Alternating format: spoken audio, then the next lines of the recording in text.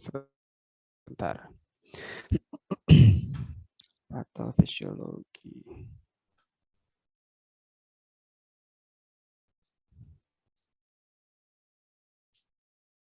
Oh, salah 2 kali berarti.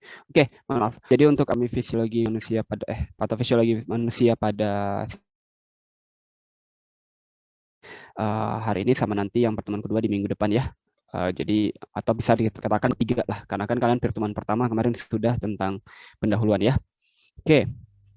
Nah, saraf ini sebenarnya kalau dilihat dari kupan yang sudah di materi ini itu sebenarnya tidak terlalu kompleks ya, karena memang beberapa materi yang sudah saya dimasukkan di sini itu sebenarnya materi-materi dasar penyakit ya, beberapa penyakit penyambahan sih itu tidak yang dalam keadaan di mana akan belajarnya seolah tidak, karena hampir satu siklusnya seperti pada penyakit-penyakit. Ketika kita berbicara penyakit schizofren, bipolar dan sama itu membedakan itu adalah zat-zat neurotransmitter serta letak-letaknya saja. Cara mekanisme semuanya jika saya tidak salah memang kalau untuk jauh juga dari PPT yang tadi kalau saya belajar ini sama baca referensi memperkaya poinnya minimal setengah jawaban itu sudah ada. Ya, mungkin saat ini di rentang E dan itu artinya kalian bahkan belum belum. Kalau D berarti di bawah 48 ya. Ya itu berarti bisa dikatakan belum mendapat setengah dari pertanyaan selama kalian kuliah ya. Jadi wajar karena bahkan setengahnya pun belum dapat ya. Untuk patofisiologi saraf, ingat kali anatomi saraf manusia. Saya rasa kalian secara kalian ini sudah fisiologis. Nah, jadi harusnya lagi ketika manusia, kemudian kalian fisiologinya, harusnya itu lah ibaratnya gitu. Kita masuk topik penyakit yang terdapat pada sistem saraf. Kembali kalian mengingat tentang anatomi pada sel saraf ya, tentang anatomi sel saraf, bentar. Oke, atau pada sistem anatomi pada saraf. Jadi bagaimana sih komponen-komponen penyusun saraf? Jadi kita lihat kembali jaringan saraf ini itu dari kelompok sel saraf. Bila kalian dengarkan, kalian mempelajari fisiologi. Nah, kalau fisiologi pada saraf ya berarti kita berkaitan dengan saraf. Saya istilah. Oke. Fungsinya apa? Ini fungsi untuk menghasilkan impuls. Jadi ya menghasilkan dan semua respon-respon perintah saraf kita itu kan oleh neuron. Paham sampai sini? Paham ya? Kita adalah jenis penyakit yang saraf pada dasar patokan asar kepada neuron saraf kita. Ya. Nah, itu ciri khas dari neuron. Jadi neuron itu tidak mengalami karakteristik dari neuron ya, sel-sel saraf. Di mana neuron ini tidak mengalami mitosis yang berarti bahwa jika seandainya neuron ini mengalami kerusakan, maka neuron tersebut tidak dapat lagi digantikan. Seandainya dia sudah mati nih, hancur, rusak, maka dia sudah tidak bisa diperbaiki lagi. Oke? Tidak bisa lagi. Dan bisa digantikan juga. Berbeda dengan di tubuh kita. Misalkan berbicara sel lain, kalau kalian luka nih teriris pisau. Itu luka kan? Nah, ketika kalian luka di situ, kalian bahwa sel terdapat di jaringan sel-sel terdapat pada jaringan di tangan yang terluka itu sebenarnya mengalami kematian. Ya, tapi kalian lihat kembali bahwa luka yang terdapat di tangan yang teriris pisau tadi akan hilang, meninggalkan bekas, tapi umumnya kalau di telapak tangan itu meninggalkan bekas lah ibaratnya, gitu kan? Kenapa sel-sel di jaringan di tubuh lain kita itu bisa beregenerasi, bisa mengalami mitosis, bisa mengalami meiosis, ya, seperti itu. Tapi kalau bicara pada sel saraf, tidak. Ketika dia kerusakan, udah, maka sel saraf tersebut akan mati dan berkurang jumlahnya. Oke? Saya ulang, jadi sel saraf kita itu akan berkurang jumlah. Makin berumur seseorang, semakin banyak istilahnya kerusakan yang terjadi pada sel saraf kita selama kita hidup, maka itu akan terakumulasi di akhir. Semakin tua nanti semakin berkurang sel saraf yang terdiri dari miliaran ya di tubuh kita, di saraf kita ini. Jadi kalau seandainya itu mati, ya lambat laun dia akan berkurang. Sehingga sampai pada titik sel-sel saraf kita ini sudah berkurang dalam jumlah yang sangat banyak, melebihi taraf homeostasis discover dalam tubuh kita, maka yang terjadi adalah munculnya penyakit-penyakit akibat kekurangan sel-sel saraf tersebut. Apa namanya? Biasanya kita mendengar istilah dengan nama penyakit-penyakit pada penurunan fungsi negatif. Ya, jadi terjadi keadaan penurunan fungsi negatif. Itu yang dinamakan dengan kematian sel-sel pada sistem saraf. Itu mengapa kalian melihat bahwa kok seseorang ini masa mudanya aktif sekali, ketika tua dia mulai lambat, kemudian berpikir juga lupa. Kan sering dengar ya, kakek-kakek, nenek-nenek itu suka lupa ya, kan ya itu susah, stabilisasinya semakin susah gitu ya. Nah itu karena memang semakin bertambahnya usia, sel-sel saraf kita ini semakin banyak yang mati akibatkan mengcover fungsional tubuh dengan baik, ya muncullah penyakit-penyakit tadi. Paham? Ya, nah itu asal muasal kenapa orang-orang umumnya tidak mudah menjadi macamnya, karena sel-sel sarafnya semasa mudanya dulu itu sudah banyak mengalami kematian dan terakumulasi. Oke, untuk sakit ini sendiri itu terdiri dari beberapa bagian. Kalian bisa lihat sendiri, masih ingat juga bahwa di sini ada nukleus ya. Bentar, sorry. Kita mulai dari ini ujung dulu. Di sini ada dendrit ya. Ini dendrit menerima rangsangan impuls-impuls yang datang. Dendrit ini adalah jenis rangsangan atau impuls yang masuk menuju dalam sel. Itu baru dendrit. Nanti setelah dendrit menangkap di bagian ujung-ujung, dengan kimiawi ataupun listrikan tadi itu akan diteruskan. Melalui apa teruskannya nanti diteruskan kemudian dihantarkan oleh badan sel, ditangkap oleh badan sel. Ini badan sel. Badan sel yang ada di sini kemudian nanti menghantarkan segala jenis impuls-impuls saraf tersebut menuju ke nukleus. Pusat integran terdapat di sel saraf ya. Diantar ke sel saraf, kemudian nanti di sel saraf ini segala jenis impuls yang tadi sudah dihantarkan itu akan dibaca oleh nukleus. Oh ini apa nih perintahnya? Nanti nukleus akan menghasilkan suatu perintah baru untuk menanggapi respon yang datang tadi. Oke? Impuls saraf tadi dalam hal ini nukleus tadi itu akan menghasilkan suatu perintah dalam bentuk impuls saraf sebagai bentuk tanggapan dari segala jenis respon atau impuls masuk ke nukleus. Misal kalian melihat sederhana ya, gelas nih, gelas ya, di mata kalian melihat gelas, maka di mata kalian kan menangkap rangsangan bahwa oh itu ada gelas dengan bentuknya bulat berisi air mineral misalkan karena dia bening ya, air mineral, dan kemudian ingin dikonsumsi kalian makanya ingin lah ibaratnya melihat gelas tersebut. Maka kalian tangkap tadi teruskan menuju ke otak kalian. Di otaknya itu seperti apa? Jadi semua impuls saraf yang ditangkap oleh mata itu akan dilanjutkan menuju ke pusat inti dalam hal ini nukleusnya tadi. Kemudian nanti akan ditangkap nih oleh dendrit. Kemudian masuk membaca nukleus. Oh itu berisi air mineral. Kemudian posisi saat ini tubuh ini dalam kaus air, maka nukleus akan mengeluarkan perintah dalam bentuk impuls ke motorik untuk bergerak agar mengambil gelas tersebut kemudian mengkonsumsi. Paham? Nah, bentuk pergerakan perintah tadi kenapa tubuh kita bisa bergerak, kemudian mengambil gelas itu, kemudian meminum dan semacamnya, itu akibat dari adanya rangsangan yang dihasilkan sebagai bentuk tanggapan dari rangsangan yang masuk. Oke? Paham? Nah, bagaimana nanti cara meneruskannya? Meneruskannya adalah saraf yang dihasil tadi itu akan dikeluarkan, kemudian akan bertumpu dulu di sini, bertumpuk di akson hilok. Nih, bertumpuk di sini ya. Setelah di akson hilok ini bertumpuk, kemudian apa yang terjadi? Yang selain terjadi adalah saraf impuls-impuls tersebut akan dilanjutkan panjang akson di sini. Nanti setelah diteruskan ke sini, kemudian dilanjutkan ke saraf terus-menerus mana teruskan menuju sampai ke organ-organ efektor. Efektor itu apa? Efektor itu yang menerima impuls saraf rangsangan dari saraf dalam bentuk impuls saraf yang mana nanti dia akan menanggapi. Oh, impuls saraf menuju ke otot, makanya tadi otot kalian bergerak, kemudian kalian mengambil gelas gitu ya. Oh, impuls saraf itu menuju ke paru-paru. Paru-paru kita, kalian akan proses fasan respirasi. Oh, impuls saraf itu menuju ke jantung. Jantung akan berdenyut. Oke? Paham? Paham ya? Nah, di sini ada yang namanya akson ini tadi ya sepanjang ya. Ada yang namanya nodules di sini ada namanya myelin ya. Di sini ada myelin. Oke, sebelum ini itu akan melindungi akson ini, melindungi akson neuron.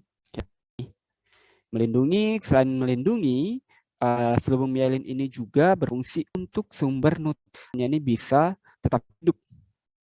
Nah, kenapa dia bisa dikarenakan myelin kan salah satu turunan dari ini ya, turunan lipid ya, turunan ini ya. Jadi kalau seandainya ada listrik, ini kan listrik semua nih dari akson, dia tidak nyetrum gitu ya. Jadi kalau seandainya ada myelin yang bunyi akson, maka seluruh sel saraf myelin itu akan saling kontak tuh dengan lainnya. Bayangkan, itu akan langsung koslet tuh. Ya, nah itu mengapa pelindungnya diciptakan ya. Ini ya maksud hebatnya Tuhan menciptakan sel saraf kita ini begitu lengkapnya. Kita lanjut ya. Nah, ini adalah merupakan pembagian-pembagian pada sistem saraf manusia. Dia pembagian pada sistem saraf manusia itu mempunyai penyakitnya masing-masing. di mana setiap penyakit masing-masing yang timbulnya sesuai jenis anatomi tubuhnya, jenis anatomi pada sel saraf. Ya, oh otak besar, fungsi otak besar dia mengalami penyakit, ya maka fungsi sarafnya terganggu. Paham? Otak tengah, fungsi otak tengah. Jika ada penyakit, maka gejala yang timbul dari penyakitnya itu adalah gejala-gejala akibat dari terhambatnya fungsi utamanya. Paham? Paham ya? Otak kecil, fungsinya misalkan untuk mempengaruhi kesadaran. Jadi kalian bisa saat ini sadar dan semacamnya itu karena otak kecil. Oh, jadi kalau otak kecil mengalami gangguan, maka gejala utamanya apa? Ya akan hilang. Pingsan misalkan. Ya, mungkin koma parah-parahnya. Oke, itu otak kecil. Paham sampai sini? Sumsum lanjutan di sini fungsi untuk mengenerangkan sejenis saraf dari sistem integrasi otak itu menuju ke seluruh efektor. Jadi kan sumsum belakang ini kan itu yang nanti meneruskan segala jenis input saraf kan. Paham? Dan sumsum lanjutannya ini apa yang terjadi? Ada jenis fungsi utama semua, misalkan sumsum lanjutan ini mempengaruhi impuls saraf ya ke seluruh bagian organ efektor. Jadi kalau seandainya terhambat sumsumnya, maka semua organ efektor akan susah bergerak, melambat, tremor, dan semacam-semacam. Jadi gejalanya itu kembali kepada fungsi utamanya. Paham ini? Paham ya? Lanjut. Nah, selain itu, kalian juga perlu mengingat kembali terkait dengan penutup otak dan kompartemen pada apa? Karena adalah bagian-bagian dari otak. Intinya apa? Itu kan terdiri dari beberapa bagian ya. Ada 3 lapisan meninges, serta ada cairan cerebrospinal. Nih, ada meninges dan juga cairan cerebrospinal. Meninges ini itu adalah pelapis yang menutupi jaringan SSP, ya. Ini menutupi SSP. Cairan cerebrospinal itu cairan jernih yang mengelilingi otak, mempengaruhi tekanan intracerebral, ya, pada otak. Nah, kalau ada susunannya, ini adalah susunan pelindung fisik otak, ya. Jadi untuk mencegah bentuk traumatik itu dilindungi menggunakan ini meninges dan juga cerebrospinal serta tengkorak pastinya ada di sini. Tulang ya. Nah, ini susunannya. Kenapa kalian perlu kembali? Karena penyakit dapat pada sistem saraf. Oke, itu ada beberapa jenis yang dia akan ion pada. Ingat, ini kan fungsinya melindungi. Jadi kalau seandainya dia terganggu, pelindungnya otomatis segala jenis gejalanya itu adalah gejala terkait dengan perlindungan sistem otak. Contoh, misalkan kalau kita lihat tengkorak, ya bagus lah melindungi tubuh dari benda-benda keras kan, dari trauma benda keras. Kalau seandainya seseorang mengalami kecelakaan, kemudian tengkoraknya ini retak misalkan, otomatis otak di dalam torak itu pun juga terganggu kan, ya karena pelindungnya udah rusak. Oke. Nah tapi umumnya kebanyakan kalau kecelakaan kemudian tengkoraknya pecah, otaknya juga semua. Ya lihat kan yang di mana otak itu pecah. 2 tahun lalu kan kejadian ada di bypass. Ya makanya nggak usah oleng, ya. Keluar bagi yang muslim baca doa, bagi yang non muslim juga baca doa bahwa semoga Tuhan melindungi sampai di tempat tujuan. Jangan menggerutu. Aduh ya lagi dosen terus tiba-tiba datang ke kampus bla bla, ngegas motornya itu udah pakai kaki, bahkan kaki buru-burunya, ya. Cap gasnya itu langsung gas, tidak ada remnya. Belum lagi sebelum berangkat dia dapat WA dari temannya mungkin minjem duit lagi, belum. Terus di SMS lagi sama gebetannya. Ntar malam kita nggak jadi keluar, sepanjang perjalanan tidak ada doa satupun yang dia baca, ya, menggerutu semua. Ingat ini tanggal tua, orang tua belum kirim lagi tuh duit belanja, akumulatif yang, ya. Nah itu hati-hati kayak gitu, pastikan ya. Karena tadi Tuhan itu menciptakan kita punya pelindung tubuh, salah satunya yang paling dijaga itu kan otak ya. Tuhan menciptakan otak kita ini dengan pelindung yang sangat kokoh, karena memang fungsi utama di tubuh itu patokannya di otak. Kapan itu terganggu, semua fungsi tubuh yang lain itu akan terganggu.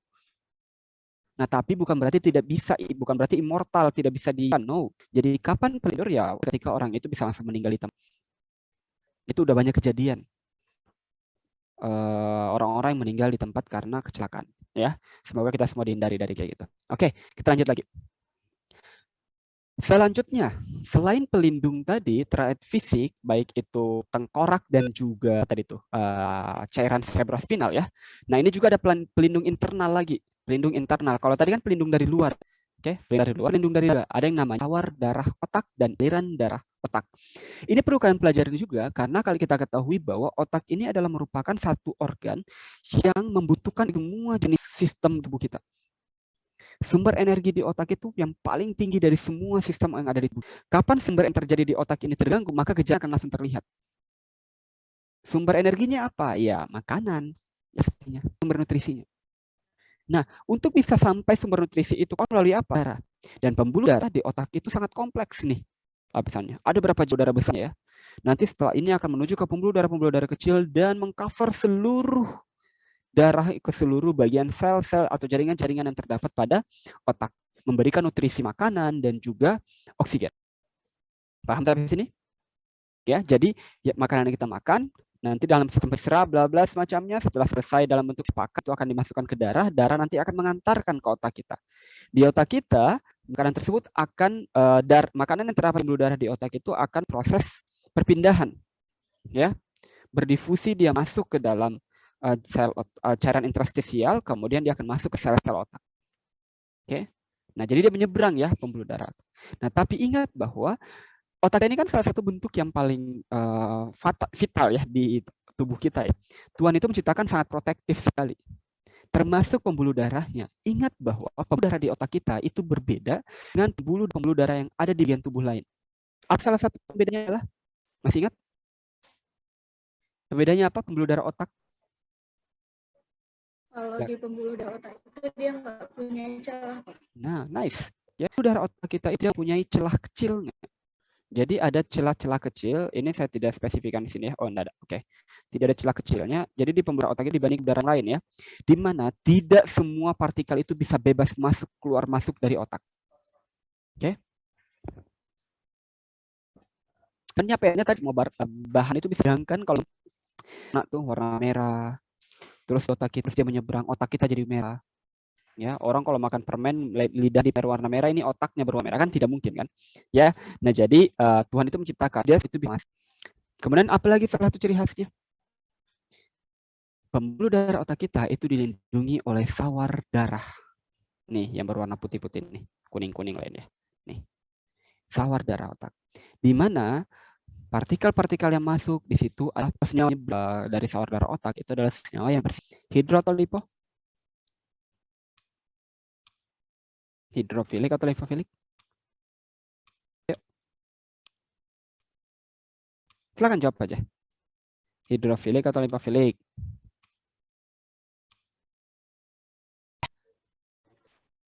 Afika?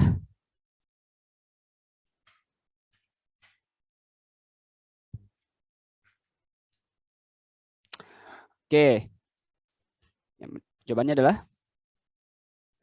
lipofilik. Itu sebenarnya bisa kalian logikakan. Kalau seandainya itu hidrofilik, kalian minum air, otak kalian langsung isi air tuh. Ya enggak? Pernah bunyi-bunyi air gugup gitu?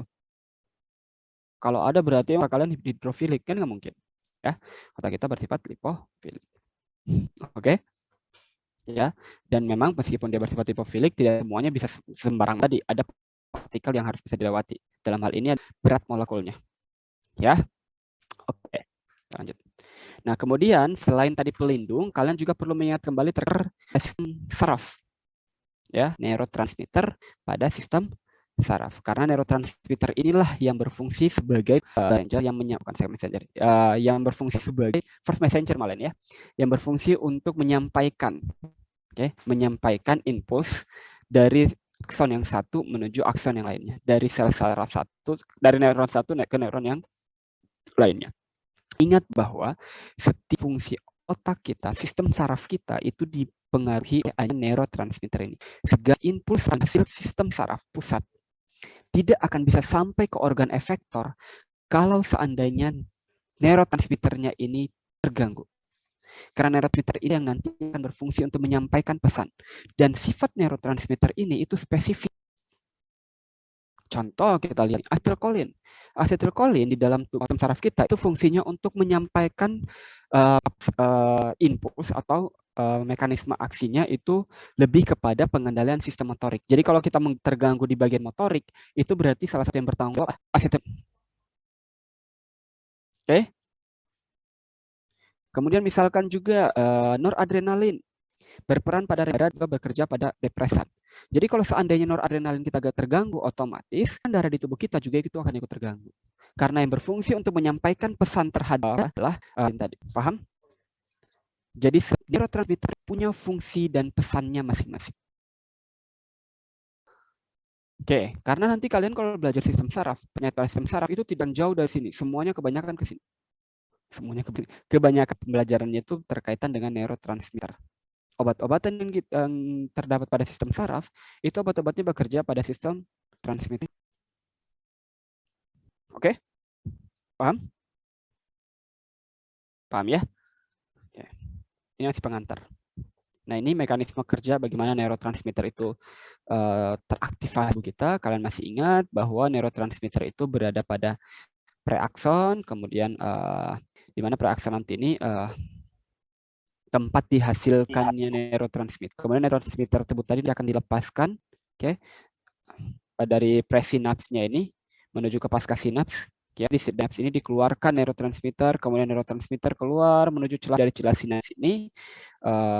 Neurotransmitter itu akan kontak dengan reseptor-reseptor pada sinaps.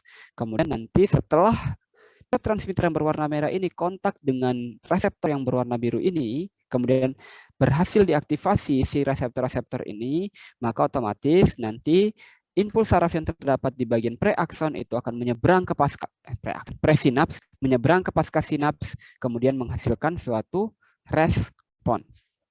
Ingat ya, ini udah berkali-kali kalian pelajari bagaimana mekanisme neurotransmitter terlepas dari sinaps menuju ke pasca sinaps. Paham? Itu dipelajari lagi. Maksud saya itu saya infokan ke kalian untuk kalian kembali pelajari. Paham? Paham ya? Karena kalau kalian menguasai neurotransmitter itu mekanismenya, bagian besar penyakit-penyakit terutama pada mood disorder dalam sistem saraf itu kalian akan kuasai. Percaya, kalau kalian menguasai neurotransmitter dan kalian kuasai bagaimana perdahan neurotransmitter ini dari presinaps menuju pasca sinaps, maka penyakit disorder secara konsepnya kalian akan menguasai. Apakah susah? Tidak. Mekanisme, lihat, transmitter banyak ya. Banyak kan ini. Tapi semuanya kalian pelajari fungsi bagaimana dia terlepas dari mekanismenya jadi satu. Yang berbeda itu hanya isi di dalam sini. Kalau di sini asetilkolin ya fungsinya asetilkolin nanti keluar. Tapi kalau di sini dopamin ya dopamin yang keluar. Jadi yang berbeda itu cuma pada bagian hasilnya saja. Produksinya ini apa? Tapi mekanisme bagaimana dia dari sini ke sini, kemudian dari sini terlepas, dari kontak dengan reseptor, dari reseptor nanti kemudian aktivasi, kemudian impuls melompat, itu apapun neurotransmitternya. Saya bilang bahwa yang berbeda hanya nama neurotransmitter dan letak di mana neurotransmitter tersebut dihasilkan. Sisanya mekanisme aksinya itu semuanya sama saja. Oke, jadi kalau kalian menguasai satu, misalkan, oh saya mau mempelajari tentang mekanisme pelepasan dopamin sampai bagaimana dopamin itu mengaktifasi. Satu itu kan jadi dan kalian kuasain, maka sejenis neurotransmitter yang lain harusnya sudah bisa dikuasai. Oke. Ya, jadi harusnya ini tidak menjadi bermakna lagi. Oke ya, nah sekarang kita masuk ke bagian penyakit pada sistem saraf. Nah di sini ada beberapa penyakit pada sistem saraf, ya. Ada masalah akut dan ada masalah kronik.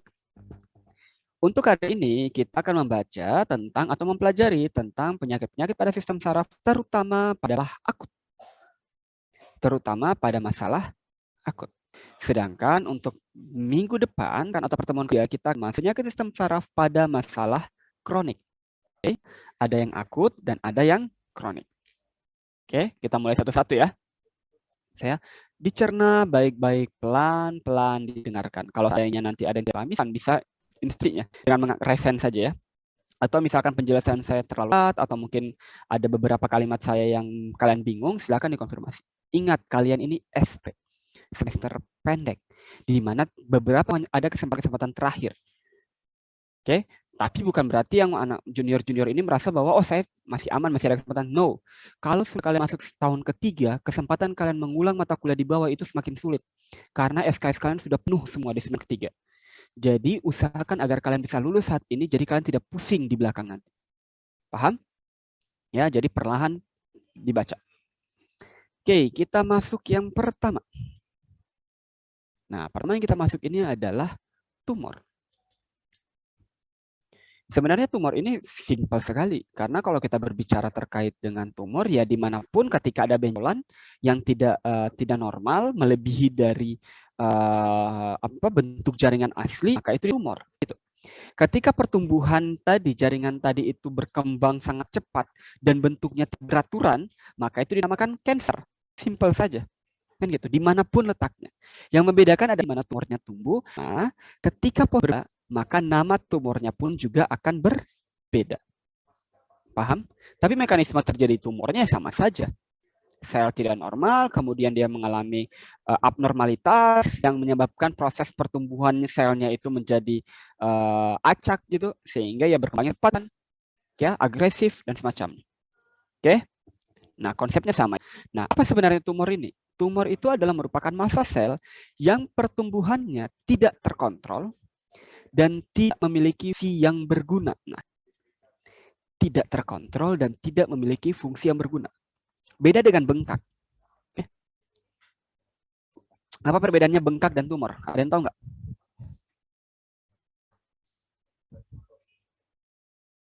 Ada yang tahu perbedaan bengkak dan tumor?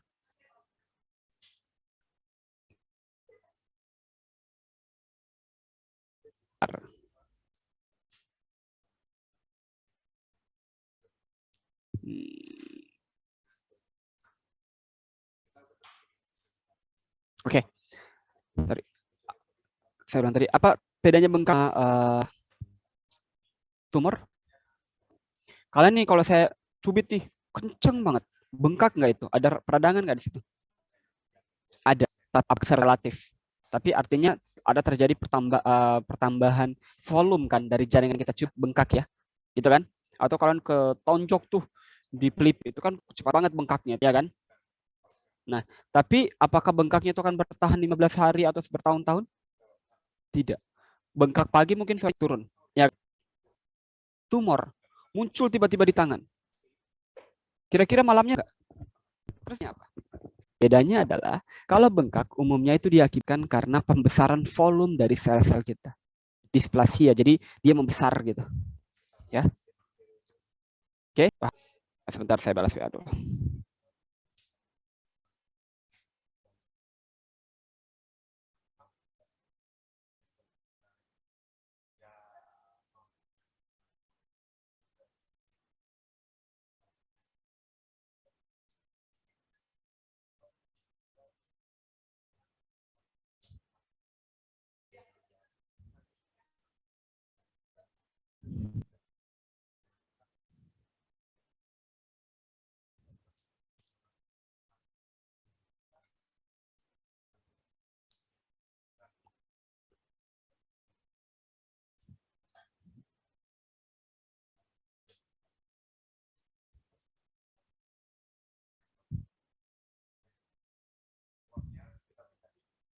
Ya, oke, mohon maaf selanjutnya. Nah, kalau seandainya bengkak tadi, itu dia hanya berkembang saja, bengkak lagi mengulang, volumenya membesar.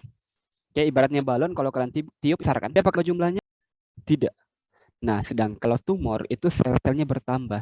Jadi kenapa dia besar? Misalnya satu persatu bertambah. Yang awalnya 10 menjadi 100, 1000, 100.000 misalkan. Tapi kalau dia membengkak, peradangan, pembengkakan itu hanya volumenya saja membesar. Paham sampai sini? Ya? Nah, itu. Tanda dan gejala dari semua tumor berasal dari peningkatan intrakranial. Nah, ini apa? Dari poin ini, itu ingin diberitahukan bahwa ketika terjadi suatu tumor di otak, maka tanda gejalanya apa? Tanda ketika seorang mengalami tumor itu ada adanya peningkatan tekanan intrakranial.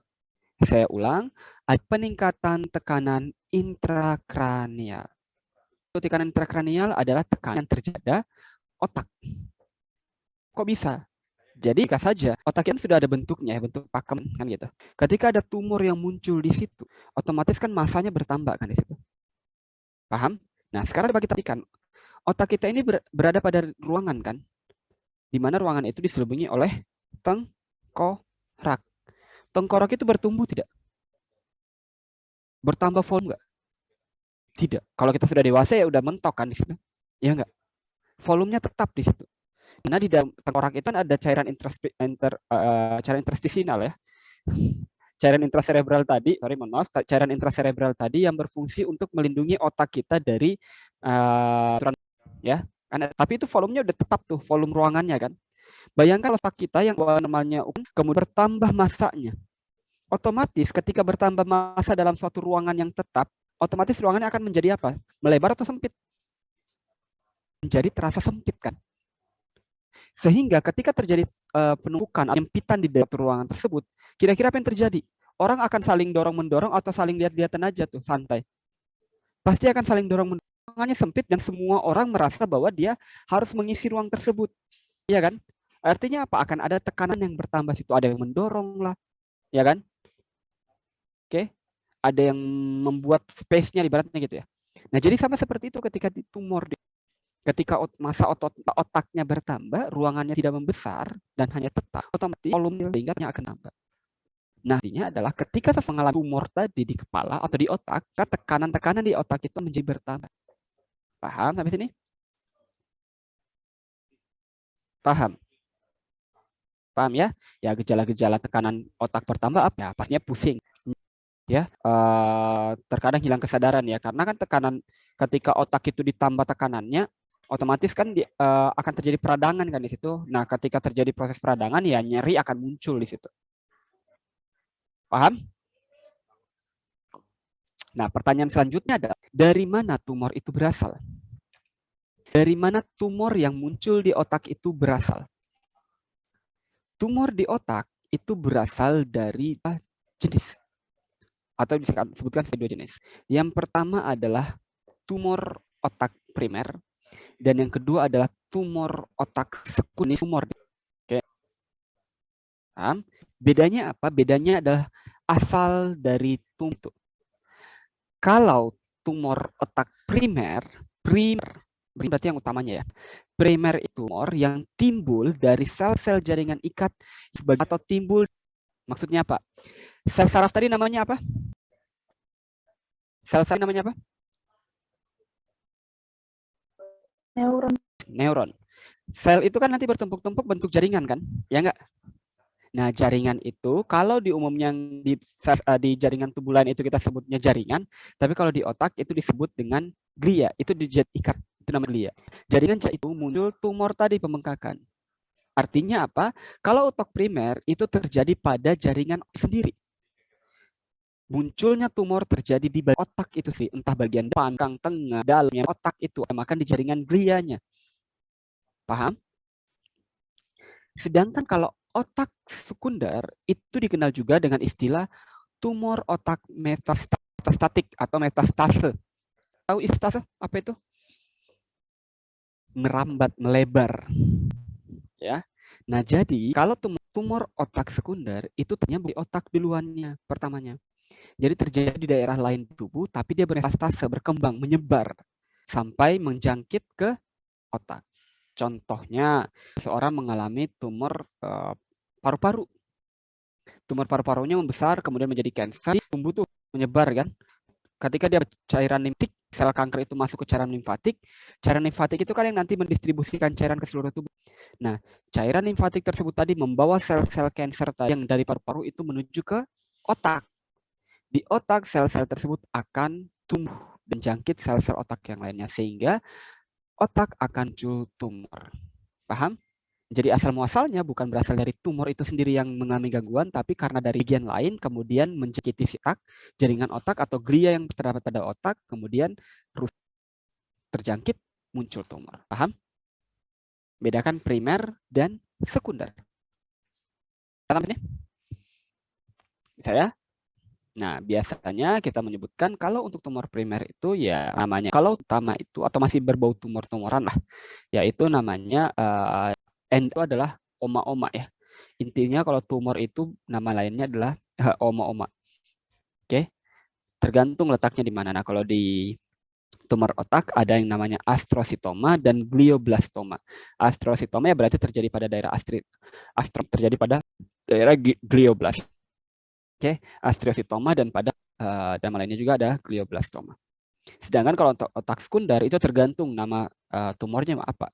Apakah terjadi pada jaringan parut, jaringan otot misalkan, atau terjadi pada paru-paru, pada sumsum tulang misalkan, payudara misalkan, ya, atau endokrin dan semacamnya. Ya, intinya nama-namanya tergantung pada letak di mana. Oke, diakhiri dengan oma-oma. Kalau biasanya diakhiri dengan cervix cancer, berarti terjadi pada daerah cervix. Oke, lung cancer terjadi pada daerah paru-paru. Paham sampai sini? Paham ya? Selanjutnya, kalau sudah tumor kita sudah lewati, selanjutnya masuk ke bagian gangguan pembuluh. Kalau itu gangguan pada jaringan selnya, pada neuronnya, di mana neuron dengan tidak beratur kemudian muncul tumor. Paham ya? Kalau yang tadi, itu gangguannya pada selnya ya. Tumbuh tidak beratur, kemudian membengkak, muncullah tumor. Oke? Nah, kalau ini gangguannya itu terjadi pada pembuluh darah, jenis penyakitnya juga akan berbeda. Paham? Saya katakan lagi dalam patofisi, bagian jaringan tubuh akan berbeda penyakit. Paham? Nah, sekarang coba kita lihat gangguan pada pembuluh darah. Ya, nah untuk gangguan pada pembuluh darah dinamakan juga dengan istilah serangan cerebrovaskular. Gangguan atau penyakit pada gangguan pembuluh darah itu terjadi dikarenakan oleh kurangnya pasokan darah. Oke, umumnya penyakit-penyakit bagian pembuluh darah di sistem saraf itu diakibatkan karena berkurangnya pasokan darah ke jaringan otak kita. Paham? Bahaya nggak kalau darah nggak sampai ke jaringan otak kita? Bahaya. Apa bahayanya? Jangan cuma bilang bahaya, tapi tidak kasih source-nya tahu dong. Bahaya. Kalau cairan, darah tidak sampai ke otak kita. Tidak ada nutrisi. Gimana kan? Tidak ada nutrisi. Tidak ada nutrisi, betul sekali. Kalau seandainya jaringan otak kita tidak ada nutrisinya, kira-kira apa yang terjadi pada sel-sel otak kita? Kematian sel. Betul sih. Nama lainnya kematian sel apa? Huruf depannya N. Nekrosis, Wan. Nice. Next. Ketika pembuluh darah di otak ini terganggu atau terhambat, otomatis pasokan nutrisi, baik itu oksigen, itu akan terhambat menuju sel-sel otak kita. Betul kan? Ketika nutrisi dan oksigen tidak bisa, oksigen masuk ke nutrisi juga ya, tidak bisa sampai ke jaringan sel otak kita, maka yang terjadi apa? Yang terjadi adalah sel-sel akan mati karena tidak ada nutrisinya nih. Oke. Yang diakibatkan dari kekurangan nutrisi tadi atau matinya sel dalam keadaan tidak normal, bukan kematiannya, maka itu dinamakan dengan istilah nekrosis. Kalau dia punya atas kematian apa? Kan ada dua tuh kematian sel, nekrosis dan huruf depannya A. Hah? Apoptosis. Apoptosis. Paham? Ya? Oke. Dan apoptosis. Paham ya? Oke, kita lanjut. Nah, namanya satu gangguan atau penyakit yang terdapat pada pembuluh darah diakibatkan kurang tadi, itu dinamakan stroke. Nah, kalau ini kan udah sering dengar ya istilah, wah stroke gitu kan. Nah, stroke itu adalah umumnya terganggunya penyakit yang diakibatkan kan darah pada pembuluh, ya, itu stroke ya. Jadi pasokan darah di pembuluh darahnya itu terganggu. Oke, paham? Nah, sekarang kita tinggal lihat. Sekarang coba kalian bayang pembuluh darah. Sudah terbayang nggak bentuknya pembuluh darah itu bagaimana? Ya, saluran kan, berbentuk bulat. Saluran kan, tabung ya. Saluran. Ya. Kalau kita berbicara dengan gangguan pasokan atau aliran darah pada aliran darah pada pembuluh darah, maka kita melogikakan saja bahwa terganggunya ada aliran air pada selang. Menurut kalian nih, sebelum ke darah dulu ya. Menurut kalian nih, kalau di selang, kira-kira apa yang menyebabkan air di selang itu ketika kita sudah nyalakan pada sumbernya, tapi dia tidak sampai di ujung, tidak keluar? Logika apa yang bisa terjadi? Hanya sumbatan. Satu, tersumbat. Ya kan? Terus apa lagi? Bocor. Nice. Bocor. Ya kan? Betul nggak? Adanya sumbatan dan juga adanya kebocoran. Oke, sumbatan itu banyak jenis, bisa karena adanya partikel atau memang dia terlipat kan kalau selang ya. Oke. Nah, sekarang tinggal kita lihat. Prinsipnya sama-sama prinsipnya adalah tadi.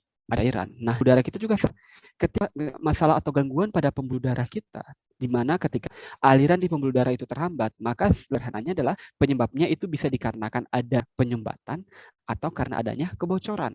Kan gitu. Tinggal dilihat lagi istilahnya kalau dalam pembuluh darah itu apa? Istilahnya itu kalau kita lihat patofisiologis menyebabkan darah itu terhambat alirannya di pembuluh darah, itu diakibatkan secara ada 3 hal. Pertama itu ada yang namanya trombus. Oke. Kemudian ada yang namanya embolus dan juga ada yang namanya head. 3 inilah yang menyebabkan terjadinya gangguan aliran pembuluh darah. Itu nanti efeknya adalah ke otak karena itu kan stroke namanya. Ya. Nah, bagaimana sih mekanismenya? Ya, ingat aja bocor satu sumbat kan. Nah, sekarang coba kita lihat. Hemorrhagic dan stroke iskemik itu adalah 2 jenis stroke umum, TIA dan semacamnya, tapi itu gejala primernya ya. Tapi kalau dari segi umumnya itu adalah hemorrhagic dan juga iskemik. Hemorrhagic itu adalah stroke yang terjadi akibat pecahnya pembuluh darah. Nah, tadi kan kalian ingat di selang tadi, salah satu yang menyebabkan terhambatnya air sampai ke ujung tadi itu adalah karena ada yang bocor kan. Bocor itu kan bisa karena pecah kan gitu ya. Nah, gitu darah. Gangguan alirannya itu kan terjadinya pecah. Ketika ada yang bocor dan pecah di situ, maka darah tidak akan berlanjut, akan nyasar ke bagian yang bocor. Iya nggak? Oke? Paham? Paham ya? Nah, itu. Sedangkan yang kedua adalah stroke iskemik. Stroke iskemik itu tadi kita tahu alasan salah satu alasan tadi kenapa selang itu tersumbat adalah pecah kan tadi udah ya. Di istilah pembuluh darah kita namakan hemorrhage. Kalau seandainya yang tersumbat itu apa? Nah, kalau tersumbat itu dengan istilah adalah iskemik. Stroke iskemik, yaitu penyumbatan pada pembuluh darah. Penyebabnya beda-beda. Umum stroke ini sendiri itu penyebabnya itu diakibatkan oleh hal. Yang pertama itu adalah trombus, yang kedua itu adalah embolus. Paham? Itu apa? Trombus itu adalah bekuan darah yang terbentuk di dalam pembuluh darah. Sedangkan embolus itu adalah sepotong bahan yang terbentuk dari satu bagian sistem vaskular dan terbawa oleh sampai arterial. Logikanya gini. Kalau trombus, pembuluh darah ya, kan tabung ya. Itu di permukaan pembuluh darah itu nanti kan ada penumpukan ya yang diakibatkan dari aterosklerosis pastinya. Tapi itu terjadi penumpukan, nanti akan banyak sekali di situ pembuluh darah sel-sel keping darah itu akan bertumpuk di situ. Kemudian nanti itu akan membesar di situ. Karena dari pembuluhnya semakin sempit kan akibat tumbuhnya aterosklerosis tadi. Nah, jika banyak di situ keping darah yang hinggap di situ, kemudian akan terbentuk trombus. Nah, trombus itu kan tumbuh di tempat yang tertentu tadi yang muncul aterosklerosis tadi. Nah, selanjutnya trombus tadi itu nanti bisa pecah tuh karena dia kan ya jaringan ikatnya itu tidak stabil ya, namanya juga penumpukan abnormal. Terlepas dia, ketika dia terlepas dari partikel yang pasti kalau pecah ada partikel-partikel keluar. Partikel-partikel yang keluar dari trombus tadi yang pecah, dia berjalan mengelilingi pembuluh darah, kemudian tersinggah ke bagian pembuluh darah yang kecil, itu kan berarti dia jalan tuh seluruh pembuluh darah kan, kemudian nanti dia melewati pembuluh darah yang kecil, arteri-arteri yang kecil, tidak bisa masuk tuh. Otomatis kalau tidak bisa masuk, dia akan bertumpuk di depan kan, di pembuluh darah itu kan. Ya enggak? Nah, itu yang dinamakan sebagai embolus.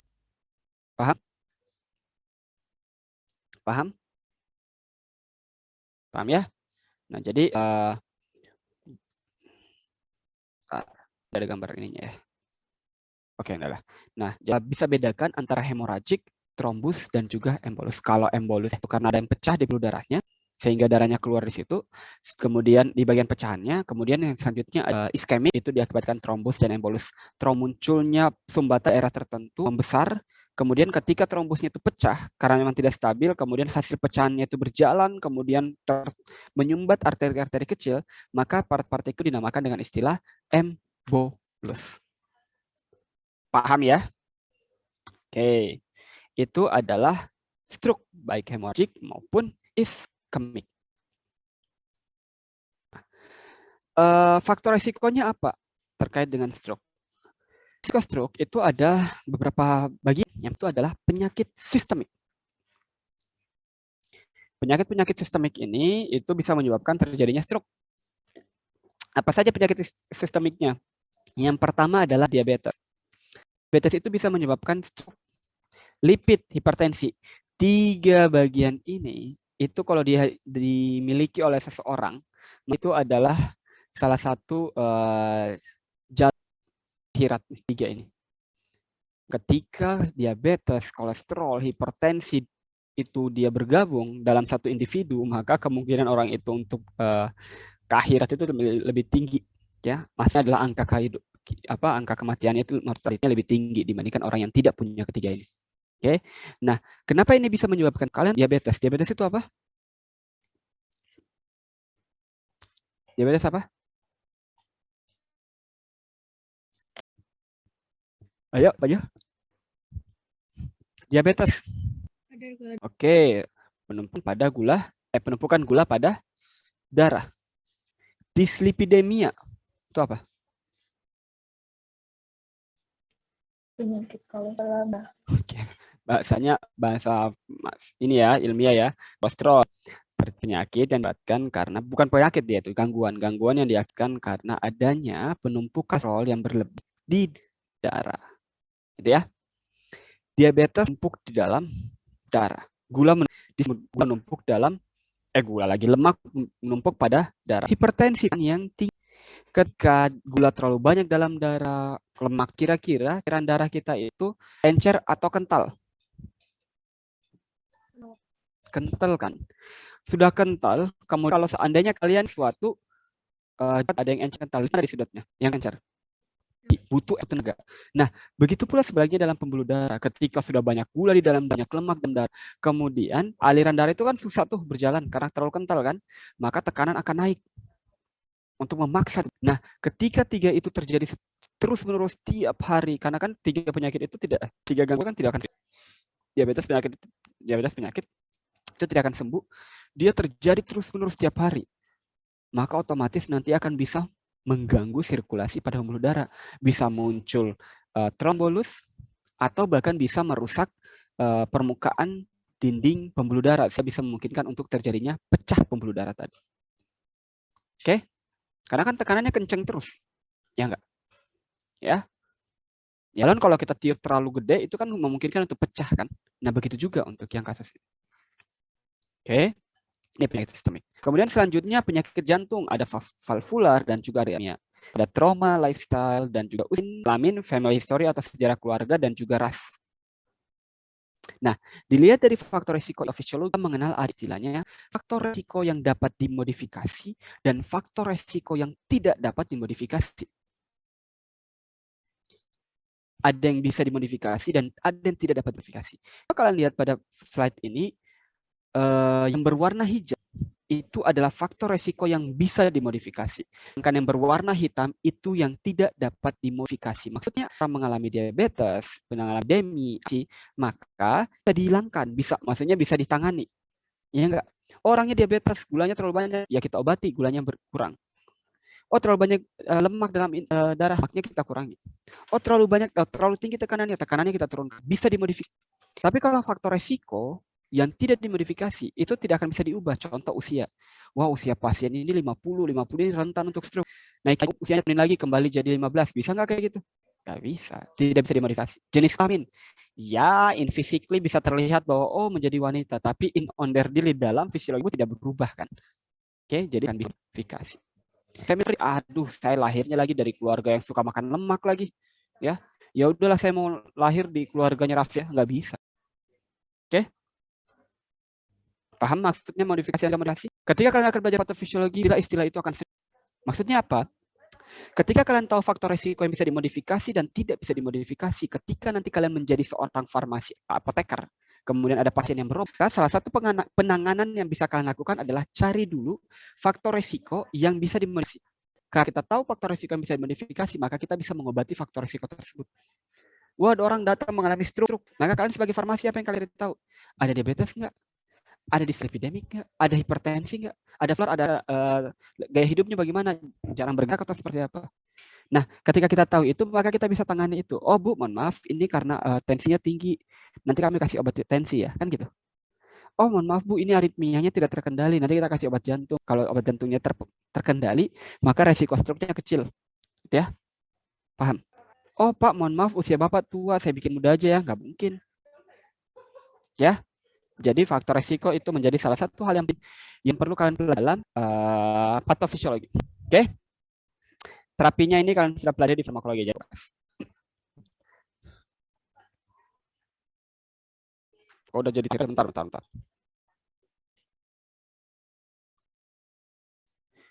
Oke, selanjutnya. Nah, kita juga mengenal beberapa penyakit gangguan-gangguan lainnya yang dinamakan juga dengan TIA atau transient ischemia, juga disebut sebagai stroke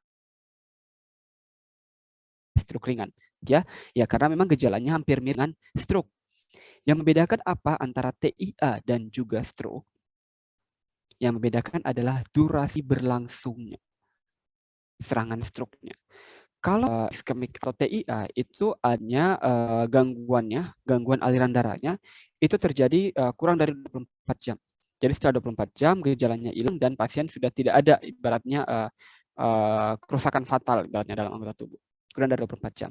Sedangkan kalau stroke itu terjadinya itu jangka panjang ketika dia terkena kemudian serangan ngeblok total pada pembuluh darah, kemudian pembuluh darahnya rusak, nekrosis pada sel saraf, maka kerusakannya itu berkelanjutan dan permanen udah. Ya, jadi itu bedakan antara TIA dan stroke. Nah, dalam beberapa teori juga mengatakan bahwa teori klinis ya di kedokteran. Jadi misalkan seorang sudah mengalami gejala TIA, ada nih ya pernah terkena TIA, maka di hari itu juga pasien harus langsung segera dibawa ke rumah sakit untuk mencegah stroke utama akan muncul. Kalau TIA itu belum sampai menimbulkan kerusakan karena dia hanya baru terjadi sementara, belum terjadi nekrosis, kemudian ibaratnya gini, ada embolus nih, embolus kan jalan-jalan ya di pembuluh darah kan, kemudian nanti ada arteri, embolusnya kena tuh di situ, menutup lubangnya. Ketika dia menutup dalam waktu tersebut, itu akan langsung muncul serak atau pingsan dan semacamnya. Tapi pembuluh darah embolus tadi itu ternyata setelah terjadi pergerakan atau apapun oleh pembuluh, dia berhasil lewat. Jadi hanya menyumbat sementara, lewat maksudnya. Dia menyumbat sesaat tapi dia bisa lewat. Kemudian dia pergi. Nah, kalau seperti itu baru TIA. Tapi hati-hati. Artinya adalah embolus yang tadi itu masih bisa kembali lagi. Ya enggak? Paham? Masih bisa kembali lagi dan masih bisa menyumbat. Gitu kan? Nah, itu ketika orang sudah pernah TIA, langsung segera ke rumah sakit, kemudian dilakukan perawatan. Biasanya langsung disuntikan antikoagulan tuh. Jadi embolus kan karena darah ya, pembekuan darah, itu nanti akan dikasih antikoagulan, kemudian nantikan si embolus tadi. Jangan tunda. Paham? Paham? Ya, ini untuk TIA tadi. Kurang dari 24 jam. Penyebabnya apa ya? Sama kayak lain. Itu adalah emboli, kemudian ada plak dan juga fibrin. Di mana nanti gejalanya muncul itu adalah kejang pembuluh.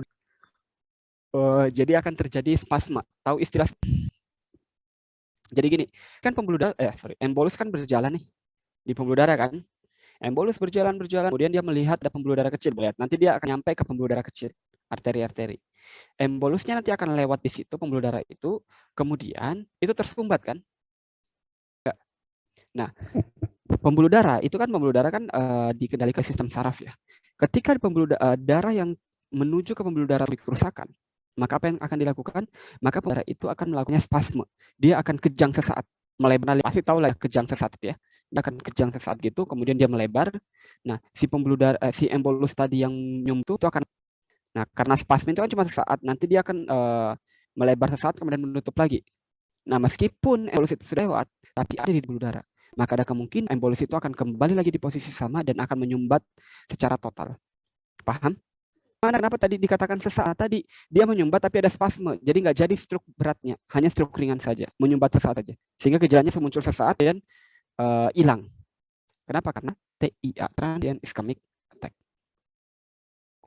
Paham sampai sini? Paham nggak? Susah menganalogikan? Bisa ya? Tidak pakai ini ya, pen ya. Jadi dianalogikan saja. Ya? Kemudian ada yang namanya cerebral atau dengan istilah aneurisma.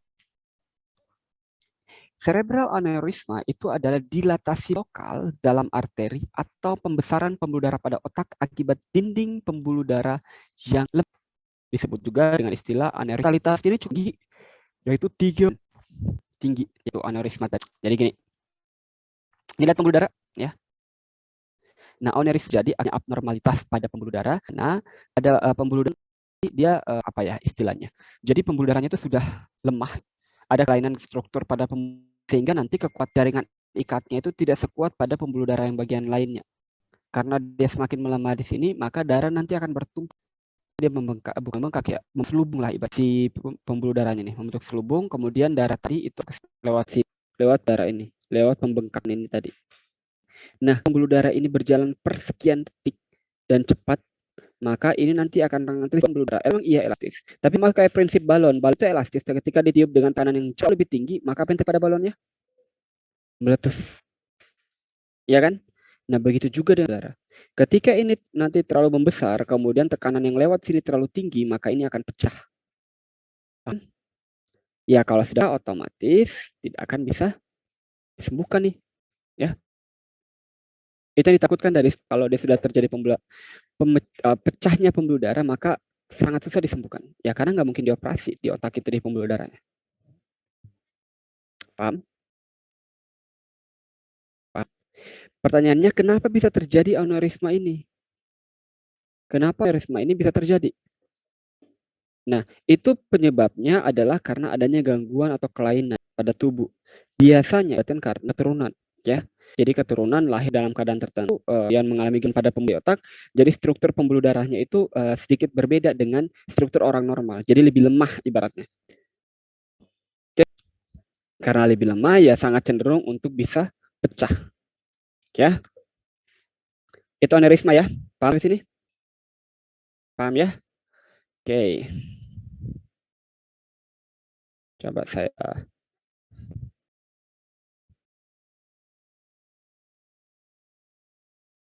Nah, ini adalah bentar. Kok ini adalah tidak terlihat ya videonya ya. Sebentar. Share. Loh. Mana videonya? Loh, kok hilang?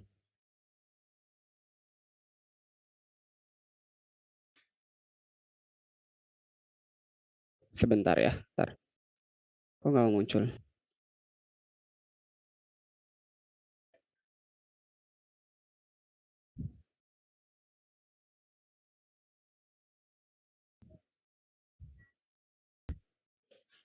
Atau slide? Ini slide ya terlihatnya. Ah, terlihat nih. Bentar. Terlihat? Oke, kita lihat. Kita mulai ya. Beri akan jerok dan penanganannya namun yang telah mencegah. Bapaknya terlalu slow bapaknya ngomong. Oke, lanjut. Nah, ini adalah bagaimana kejadian dari stroke itu ya. Nah, ini adalah mekanisme di mana stroke kalian ketahui bahwa ketika terjadi, bentar. Bapaknya ini ngambek terlalu cepat, bentar. Balik dulu, Pak. Nah, ini. Ketika terjadi stroke, ingat tadi bahwa istilah stroke itu adalah gangguan aliran pada pembuluh darah. Ya, aliran darah ya pada pembuluh darah. Oke, di mana manifestasinya adalah ketika itu terhambat, otomatis darah sampai ke sel, ya kan? Sampai ke neuron. Neuron itu akan mengalami kekurangan nutrisi, baik itu makan maupun oksigen. Oke, maka apa yang terjadi pada neuronnya? Neuron itu akan mengalami kematian. Dalam hal ini dinamakan dengan istilah nekrosis. Nah, gambar yang kalian lihat di sini di mana nekrosis, kurangnya darah ke bagian neuron. Oke, hanya kenapa atau bagian neuron ini, sel saraf neuron kematian tadi. Bagaimana mekanisme terhambat mengirimkan darah tadi? Kita akan lihat video ini.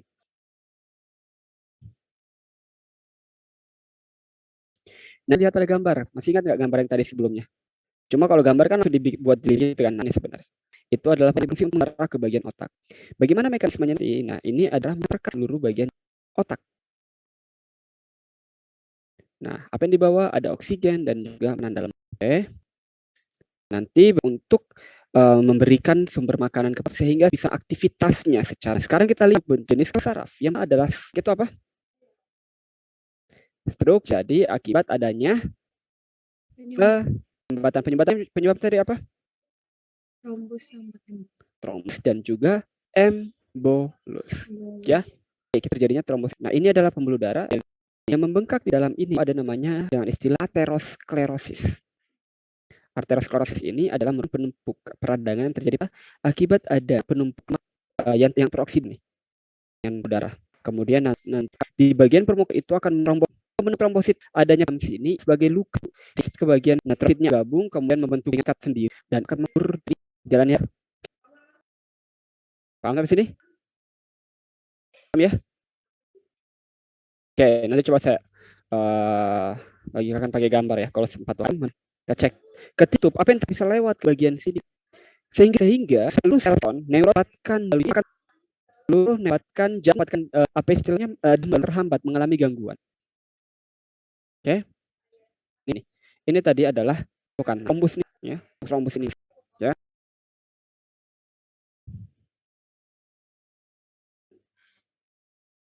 Sel neuron play makan oksigen mengalami nekrosis. Untuk trombus selanjutnya ada yang embolus. Embolus itu diakibatkan karena ada serpin trombus yang pecah yang berjalan dalam menghambat pembuluh darah. Trombus itu terjadi pada pemeta, sedangkan kalau embolus itu bisa terjadi di bagian tubuh manapun.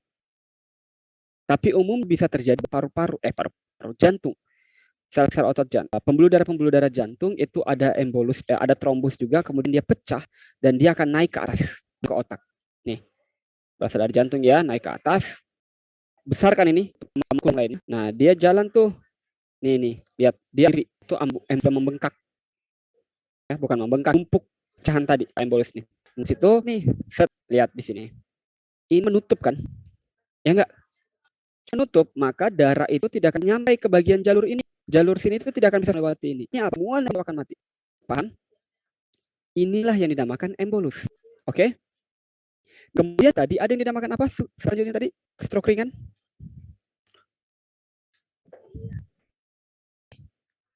Transient ischemic attack. Transient ischemic attack itu terjadi kurang dari 24 jam dan mekanisme adalah terjadinya spasme, kejang sesaat pada pembuluh darah. Nah, kalau kalian lihat pada bagian ini, nah, datang ke sini umumnya darah ini spasme. Paham? Dia akan melakukan yang namanya spasme sesak. Oke, ini kejang itu kan? Nah, ketika kejang yang dilakukan pembuluh darah tidak berhasil, kejang ya, tapi pembuluh darah si embolusnya lewat, tetap di situ, sudah kejang tidak, maka artinya gagal. Kalau dia gagal, maka barulah terjadi stroke iskemik tadi. Paham? Tapi ketika si pembuluh darah si embolus ini sudah kemudian dari tadi yang melebar, maka itu dinamakan ini.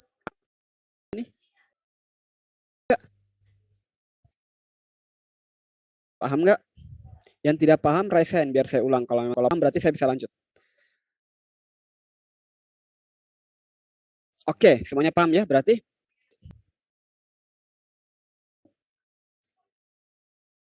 Selanjutnya ini karena tersumbat mati. Nah, kemudian selanjutnya ada yang namanya stroke. Nah, adanya pecahnya atau ini. Ini pembuluh darah nih. Nah, ini. Lihat. Ini pembuluh darah. Oke, kita stop sini. Lihat sebelum pecahnya tadi. Di sini. Ini secara ini sudah mengalami gangguan nih, sudah tipis lah ibaratnya. Oke. Kenapa bisa gangguan bagian ini? Daya hidup, merokok, sering minum alkohol, begadang, udara itu menjadi permeabilitasnya menjadi ganggu. Oke, paham? Nah, jangka panjang tapi itu ya. Nah, kemudian di sini menipis dengan tekanan ya. Nah, nanti dia akan pecah, maka darah akan mengalir ke daerah yang bocor tadi tutup. Terjadi darah baik. Logika kan kayak gini. Lah, Pak kan bocor, kan darahnya juga kenapa nggak kepak? Mohon maaf tidak. Jalur arteri itu dia nanti akan jalurnya menuju sampai ke sel-sel, tapi kalau dia jalur potong sini nggak akan nyampe di pintu depan. Kalau pintu selnya terlalu jalur diantarkan sampai ke pintu selnya. Begitulah sederhananya. Oke. Kemudian apa ini akan dari hemoragik dan kalau kalian lihat dari nih, kalau ini sini. Oke, bentar. Kalau kalian lihat dari dua jenis stroke tadi, ada yang namanya stroke iskemik dan hemoragik. Maka kedua stroke yang paling menimbulkan kematian yang paling tinggi itu stroke hemoragik. Hemoragik kalau sudah pecah pembuluh darah nggak akan bisa menyentuh pembuluh darah. Siapa yang mau pembuluh darah dalam otak? Nyentuh di otak mati pasien, ya kayak ibaratnya gitulah. Oke. Kedua, untuk stroke hemoragik, darah yang tadi keluar pecah. itu akan menumpuk. Pernah lihat terjadinya bengkakan pendarahan di dalam kemudian tidak bisa keluar, mengeras, melihat kan? Biasanya kalau terjepit pintu tuh tidak ada darahnya, ada di dalam tuh, terus mengeras di dalam, ya kan? Pernah lihat nggak? Itu terjadi di kulit aja udah mengganggu kan, apalagi di otak. Kalau kayak gitu dia akan massa tersendiri tuh, darah yang mengeras itu membentuk massa sendiri. Bisa diangkat tidak itu secara manual oleh otak? Tidak bisa. Bagaimana mau keluar? Ingat, pengeluaran di otak itu untuk bisa membuang zat sisa itu dibawa kemana? Harus dibawa masuk kembali ke darah kan? Dibawa menyeberang lagi menuju pembuluh darah untuk keluar. Kalau darahnya yang sebesar itu yang sudah membeku, apakah bisa masuk ke dalam pembuluh darah? Tidak akan bisa. Mana yang nggak bisa keluar, makanya numpuk di situ. Satu-satunya cara untuk bisa dibuka, dikeluarkan adalah dengan cara krenatomi. Di tengkoraknya diambil. Tapi kalau sudah diambil seperti itu, umumnya pasien sudah tidak normal tuh. Oke? Paham? Paham ya? Oke. Nah, di video ini selanjutnya kita akan mencoba aneurisma. Nih, kalian lihat nih. Wah, lucu ya pembuluh darah balon-balonnya gini. Tapi jangan bilang ini lucu. Ini ada seseorang kena ini bisa mematikan ya. Ini pembuluh biasanya diakibatkan karena tadi keturunan, karena gaya hidup yang buruk, terjadi abnormalitas pembuluh darah. Nih, pecah. Nah, ini yang ditakutkan tadi, darahnya itu akan kemudian ada trombosit kan? Trombosit itu akan terpempuk. Teman tidak perlu kita bahas karena itu nanti kalian dari atas. Paham ke sini? Ada pertanyaan? Pertanyaan enggak? Enggak ada ya? Oke, selanjutnya kita masuk ke bagian meningitis.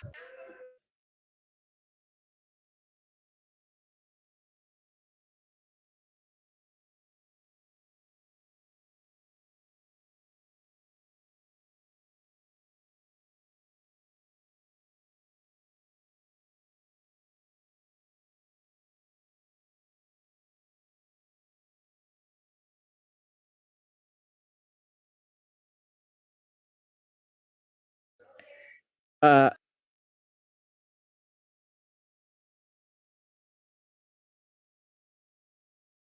Thank you. Oke, mohon maaf ya.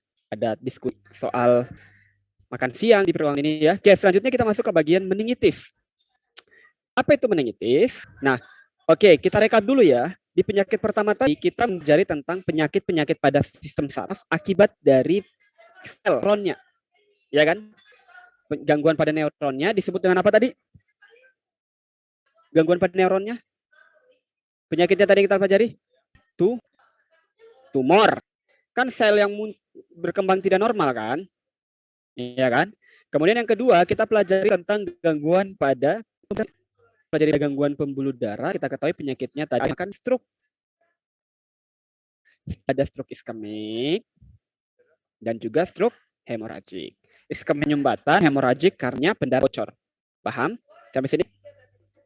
Oke, selanjutnya tadi kita ada yang namanya TIA, masih pada pembuluh. Bedanya adalah TIA itu sendiri itu terjadi hanya sesaat. Oke. Nah, kemudian penyakit selanjutnya yang sama juga terjadi di pembuluh darah, ada yang namanya aneurisma. Kalau TIA itu hubungannya dengan aneurisma itu hubungannya dengan hemoragik karena sama-sama bocornya pembuluh darah. Paham sampai sini? Paham ya? Oke, kemudian selanjutnya kita masuk ke bagian yang lain, yaitu saya mencontohnya pelin otak, ya kan? Ada tengkorak dan juga ada cairan intracerebral kan? Cerebrospinal, cairan cerebrospinal. Ya. Nah, sekarang kita akan mempelajari penyakit yang pada bagian cairan cerebral untuk nanti akhir. Ya, cairan cerebrospinal. Oke, penyakit yang di cairan cerebrospinal, informasi ini dulu. Cairan cerebrospinal apa fungsinya? Cairan cerebrospinal itu fungsinya adalah sebagai protektif pada di mana dia berada pada celah otak dan juga tengkorak. Tengkorak dan otak. Ingat, tengkorak ke atas itu kan keras kan? Ya kan? Sedangkan otak itu kan rapuh, lebih rapuh daripada hatinya wanita tuh. Sentuh sedikit bisa sakit orang. Ya enggak? Ya, dia sangat sensitif. Nah, bayangkan saja kalau otak dan tengkorak itu nempel. Apa yang terjadi pada otak? Goyang-goyang kan itu? Pasti ini. Nah, untuk itu Tuhan menciptakan kuasa adalah menciptakan lapis pelindung yang bersifat fleksibel. Apa itu adalah air? Air itu kan mengikuti permukaan kan? Ya. Nah, permukaan di antara tadi itu dinamakan adalah cairan cerebrospinal. Fungsinya untuk memproteksi, ya, kemudian berfungsi juga untuk sebagai daya tahan otak. Jadi kalau seandainya ada partikel-partikel yang masuk dari pembuluh darah yang berhasil menembus pembuluh darah, berhasil masuk ke permukaan otak, maka zat-zat tersebut akan berada di cairan cerebrospinal dulu. Fungsi cairan cerebrospinal menghancurkan semua partikel-partikel dianggap tidak berguna tersebut, kemudian dibuang kembali ke pembuluh darah. Oke, paham? Protektif, proteksi. Nah, artinya ketika cairan tersebut gagal, saya ulang, artinya ketika cairan tersebut gagal untuk melihat, maka apa yang terjadi? Maka yang terjadi adalah otak akan berhasil diserang oleh partikel tersebut. Ya enggak? Paham? Logika sekarang adalah kira-kira penyakit apa yang sifatnya itu adalah dia bisa dengan tubuh dan bisa menyerang otak, yaitu adalah infeksi mikroba, mikbus pembuluh darah di otak. Dia akan masuk ke cairan cerebrospinal. Pakai.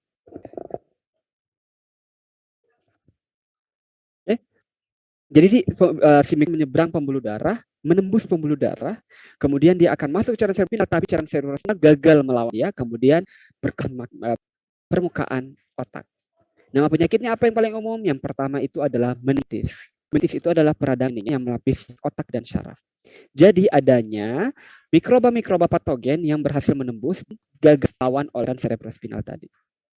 Oke, sehingga dia tumbuh di situ dan memperbanyak diri dan merusak jaringan-jaringan otak. Apa mikroba tadi? Itu bisa virus, bisa bakteri, masuk ke dalam darah dan berpindah dalam cairan cerebrospinal. Oke. Nah, di sini ada beberapa penyebabnya. Ada yang spesifik, seperti pada anak itu diakibatkan oleh Neisseria meningis. Biasanya kalau untuk pneumonia bisa dilakukan oleh untuk etus, ya. Streptococcus pneumonia. Streptococcus pneumonia itu adalah bakteri yang timbul di daerah pernafasan. E. coli, misalnya bakteri yang menyebabkan diare. Tapi bakteri-bakteri tersebut itu bisa menyebabkan meningitis. Kapan? Dia bisa menyebabkan meningitis ketika bakteri-bakteri tersebut berhasil masuk ke pembuluh darah. Saya ulang, ketika bakteri-bakteri di permukaan organ-organ tadi itu bisa masuk ke pembuluh darah dan menuju ke otak, kemudian bisa menembus sawar darah otak dan hidup di otak, maka dia akan bisa menyebabkan meningitis. Paham? Paham? Tapi ingat bahwa semua orang terkena meningitis? Tidak. Tapi apakah semua orang bisa terkena infeksi? Bisa. Influenza bisa terkena infeksi karena E. coli salah makan, bisa karena tipes apapun itu. Tapi semua bakteri itu bisa masuk ke otak? Tidak. Karena memang proteksinya tinggi di otak. Artinya adalah ketika ada yang berhasil kena meningitis, itu berarti bakterinya, virusnya, ataupun jamurnya bukan bakteri virus yang biasa-biasa saja. Ya enggak? Kondisi pasien bukan dalam keadaan yang baik-baik. Berarti memang sudah tidak baik-baik saja tuh pasien. Oke? Biasanya kalau untuk orang dewasa yang terkena meningitis itu orang-orang yang HIV umumnya. Atau orang-orang yang dengan aktivitas fisik yang sangat berat sekali, kemudian gaya hidupnya buruk, pola makan buruk, dan imunnya sering turun. Sehingga bakteri-bakteri itu bisa berhasil masuk ke pembuluh darah dan menyeberang menuju ke otak. Paham? Jadi, kerja meningitis, ya. Oke. Itu ngomongin diri sendiri ya. Oke, kita lanjut. Nah, ini untuk dia peradangan dalam sawar darah otak dalam cairan cerebrospinal. Jadi nanti mekanismenya seperti ini. Ketika bakteri sudah berpembuluh darah dan masuk ke dalam cairan cerebrospinal, ini kan cairan cerebrospinal ya. Mana kurang? Dalam itu adalah bakteri. Bakteri-bakteri yang berhasil cerebrospinal itu kan mengeluarkan zat toksin ya, yang zat-zat hasil metabolisme dari mana itu kan. Nah, itu akan mengenai permukaan meninges zat endotel menghadap tubuh tidak tinggal diam saja dong. Tubuh akan melakukan mekanisme pertahanan. Salah satu jenis mekanisme pertahanannya itu adalah akan terjadi peradangan, pembengkakan, keluarnya zat-zat imun gitu kan. Gitu ya. Nah, itu akan terjadi tuh. Akhirnya ketika ini terkontak selubung meninges yang melapisi otak akan mempertahankan tadi akibat mekanisme imun tadi. Oke. Kenapa bisa aktif imunnya ya? Karena ada bakteri-bakteri di dalam untuk melawan. Nah, membengkak. Nah, yang menjadi dilemanya kenapa banyak orang yang bisa meninggal karena meningitis ini adalah bakterinya ini, cara untuk membantu apa? Adalah dengan mengkonsumsi antibiotik. Tapi yang menjadi masalah adalah tidak semua antibiotik itu bisa menembus. Artinya bisa mendarah otak. Itu satu. Kedua, kalau misalkan kita bilang kayak gini, ya udah kan kita farmasi, bisa kita obat yang cara sistem pengantaran obatnya bisa menembus saudara otak. Kan gitu kan logikanya? Bisa buat. Yang masalah selanjutnya adalah ketika obat berhasil masuk ke saudara otak, artinya adalah ingat, otak itu kan proteksinya tinggi karena sedikit saja partikel masuk dan mengenai otak itu bisa terganggu kan. Bayangkan kalau obat konsentrasi tertentu ke dalam otak, artinya efek yang ditimbulkan dari penggunaan obat juga kepada otak tinggi. Artinya salah, memasukkan obat untuk membunuh bakteri, tapi takutnya obatnya juga malah menyerang otak yang baik. Tapi kalau tidak diobati, bakterinya merajalela. Jadi paham kenapa sekarang meningitis susah disembuhkan? Ya karena itu. Paham? Nah, akibatnya apa? Ini membaguskan. Ingat tadi otak kita juga selubung tengkorak itu volumenya tetap. Ketika ada pertambahan massa, sedikit pun itu tekanan intrakranial. Nah, karena ada pembengkakan ini, otomatis volumenya menjadi, maka cairan, kan ada cairan di situ.